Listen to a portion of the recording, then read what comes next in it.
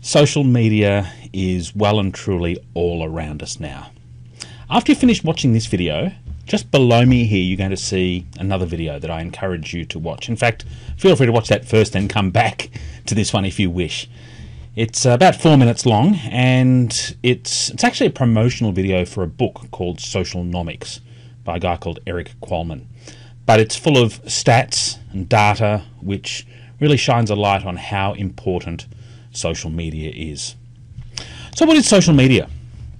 Here are two definitions for you, and I couldn't resist but include a definition here from Wikipedia. And the reason I've done that is because Wikipedia is a form of social media.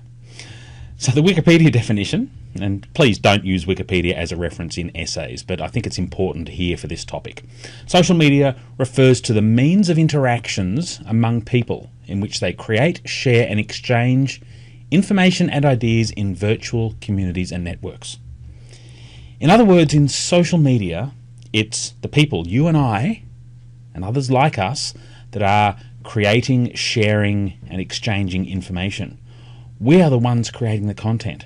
Historically, in the very early days of the World Wide Web, it was companies, organizations were the ones that created the content, and customers were the ones who consumed that content.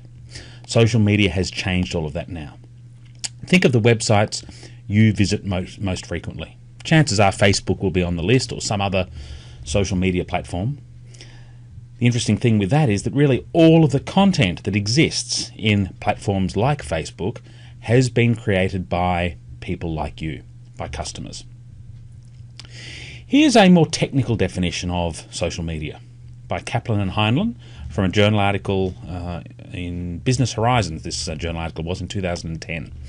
They define social media as a group of internet-based applications, okay, so it's software that exists online, that build on the ideological and technological foundations of Web 2.0. Basically, Web 2.0, a new generation of online tools, and that allow the creation and exchange of user-generated content. In other words, social media is all about the users creating the content, not a big organization creating the content. We talk about user-generated content, but businesses often use another phrase for UGC, user-generated content, and that is consumer-generated media. As you can imagine here, we're actually seeing a power shift occurring as a result of social media. Historically, when big organizations, media companies, other companies, the ones that had the voice online, they had the power because they were the ones creating the content that we all consumed. But the power is shifting into the hands of consumers. Consumers now have a very loud voice through social media, a voice that can be heard by thousands of others. A common thread running through all definitions of social media is a blending of technology and social interaction. Why? For the co-creation of value. Don't think of social media purely as technology. It's actually not so much about the technology, more it's about the social interaction. Social interaction? Think back to some of the earlier weeks of lessons in this subject. Think back to when we studied buyer behaviour. Remember, with consumer behaviour, consumers talk with each other, word of mouth communication. Social media means that word of mouth now spreads much more quickly and across many more people than it used to, a very large number of people. Okay, so the reach of word of mouth has increased as a result of social media. Now, social media, when we talk about social media, we're really referring to all of these types of platforms online. Having a look at some of the things on this list here. Social networks. Facebook is an example of that. Social networks are those online networks where we connect with others and share information with others that we have built those connections with. Blogging. Are you blogging? You should be. It's something that I believe all marketing students should be doing. Getting a voice out there, building your own reputation online, having a say, and sharing what you believe about business, marketing, and so on. If you're not blogging, I'd suggest you start blogging now. It's not going to do you any harm, and it's a really great way to build your CV. But blogs basically are online journals where you can write about anything you want, and you can have an audience online that reads your writing. Microblogging, it's, I guess, a smaller version of blogging. Twitter is a perfect example of microblogging. Podcasts and RSS. RSS is a technology. If you're not sure what it is, Google it. But it allows really simple syndication. It allows organisations and people to push messages out rather than relying on people going out and pulling the messages.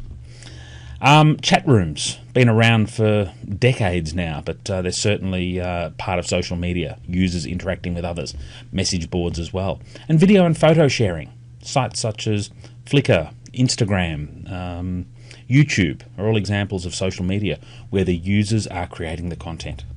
So when we talk about social media, it's all of these things. Really, any online platform where it's the consumers generating the content being consumed by other consumers. Now, the interesting thing with social media, if we look at the two sides to the value equation that we've been exploring right through this semester, on one side we have the companies, on the other side consumers. What is it that companies want? I've said so many times before, companies are after sales, dollars, profit, market share, strong brand affinity, getting their consumers to really like their brand, and increased customer lifetime value. So ultimately, companies historically have had a lot of power to create all of this. What do consumers want, though? The other side of this equation. Consumers actually want the power as well. They want to have freedom of choice. They want to have access to information. They want to have influence over their own decisions and, in some cases, decisions of their friends and family. Consumers want increased connectedness. Just have a look at how many friends you have on Facebook. It's a good illustration of how you want that connectedness. Consumers want products that are relevant to their lives as well, products that will satisfy their needs. And part of that is the product of online content. Consumers want a lot of rich content. Just think of your own time online, how much time you spend consuming content online, whether it be videos on YouTube, reading books online, browsing through Wikipedia and so on. You hunger for rich content. As consumers, we also want recommendations from our friends. Why? Because they're unbiased. We want to hear what our friends' experiences are with goods and services. Which companies are good, which ones aren't. We trust those recommendations from friends. And above all, we want interactive and entertaining experiences. As you can see here, consumers have a lot of needs, and they actually have a lot more power now as a result of social media. A lot more power? Yes, absolutely. Consumers are actually resisting push marketing. Consumers block ads. And many of us have got our names and phone numbers on the government's do not call register because we don't want to hear from telemarketers. Just think about when you're watching commercial TV. What do you do when the ads come on? You pick up the remote control and change the channel. You mute the remote control. We don't want to focus on advertising. Also, as consumers, we're favouring interactive media rather than media that is pushed at us and programmed by someone else. So we like to use online sites such as YouTube to get our content, even illegal downloading of content. And our very fast broadband connections now are allowing that to occur. I said before that we prefer peer recommendations. A good example of that, this is from a research company called Forrester Research. Recently they looked at consumers researching online financial products such as banks and insurance. And some interesting findings there. When people are researching online financial products, which we would assume would be fairly complex products, about half of consumers obtain information from friends and family about the best financial products. So we ask and listen to advice from others in certain product categories. A smaller percentage obtain information from company websites, and an even smaller percentage obtain information from company advertising. So we trust our friends. We don't trust the messages being sent to us by marketers. So, the opportunities in social media. I'd like to just go through each of these in detail now for you. This list of 5 opportunities in social media is from a reading this week, Bernhoff and Lee, Harnessing the Power of the Oh-So-Social Web, and you can download that article from Moodle. So, what should organisations do to capitalise on social media? Social media is potentially quite a dangerous place for organisations because customers have the power. So let's just look at these 5 steps. Number 1, listening. Organizations need to stop and listen to the conversations taking place in social media about their brand. Also about their competitors' brands. What customers' needs are. I mean, you can gain amazing insights just from listening to the conversations of your current and potential customers. What do they like about your brand? What don't they like about your brand? What do they like about your competitors? What are they telling each other about their needs that you can really gain some detailed insights? Think back to when we studied marketing research. Basically, social media can be a form of marketing intelligence to gain knowledge about what customers are doing. Now, in some cases, this isn't accessible, particularly if those conversations are taking place behind a Facebook site, for example, where consumers have chosen to make their Facebook posts private. But other sites such as Twitter, and many posts on Facebook are public, they're available and accessible to marketers to be able to listen to those conversations. Secondly, talking. Interesting, listening is ahead of talking on the list here. Marketers need to be very careful if they then engage with customers through social media. If marketers choose to talk back to customers through social media, they need to do it in a conversational way. Social media doesn't work like old media where, for example, broadcast media, the television, where the organisation talks at its customers. Social media is in fact social. It's about conversations. So any organisations that choose to respond to comments that customers are making on Twitter or Facebook need to do it in a way that's consistent with this whole concept of dialogue, conversations, and social communication. If you use social media purely to promote your products, it's very dangerous. Customers will switch off if they're just being spoken at rather than with. Thirdly, Burnoff and Lee suggests that marketers can energize customers through social media. So by identifying enthusiastic customers, these are often called advocates, brand advocates, those that are passionate about your brand or company or products. By identifying them, potentially energizing them, giving them ammunition, something positive to say about your company or brand. And this might involve looking after them. It might involve maybe giving them free product, but maybe just delivering good customer service to them. So those enthusiastic customers then spread positive word of mouth about your product or brand. Word of mouth does spread quite rapidly, particularly online. So you don't want those people who are likely to speak up to be saying negative things about your brand. Identify those enthusiastic ones and get them talking in a positive way about your brand. Burnoff and Lee then go on to talk about supporting as an opportunity in social media. Supporting? Customers supporting each other, enabling customers to help each other.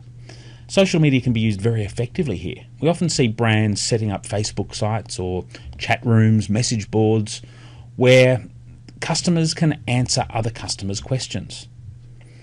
A good example of that might be a review site. So if you're selling products online, give your customers the opportunity to review the products that they're purchasing for other customers to read. Maybe advice on how to use the product, which products are good, which ones maybe aren't so good. Getting customers to talk with each other on your own platform. At least that way you're able to maintain some level of control about what they're saying. And finally, Burnoff and Lee emphasize the importance of managing this whole process. Social media, interestingly, many organizations block employees from accessing social media. That can be really dangerous. Just think of yourself and the extent to which you rely on social media. Are you going to want to work for an organization that won't allow you to access it? And in addition to that, if an organization's customers are talking on social media, maybe the organization itself should be empowering its employees to be able to engage in conversations with those customers. So the employees need to be equipped with the social media tools in order to be able to interact with their customers. So they're the 5 key takeaways from that article from Burnoff and Lee describing the different opportunities in social media. Now, if you haven't already done so, just below me here you'll see another video. It's the Socialnomics video from Eric Qualman. Have a look at that. Sit back, enjoy it. It's quite amusing and also quite shocking, some of the facts that you'll see in it. Enjoy.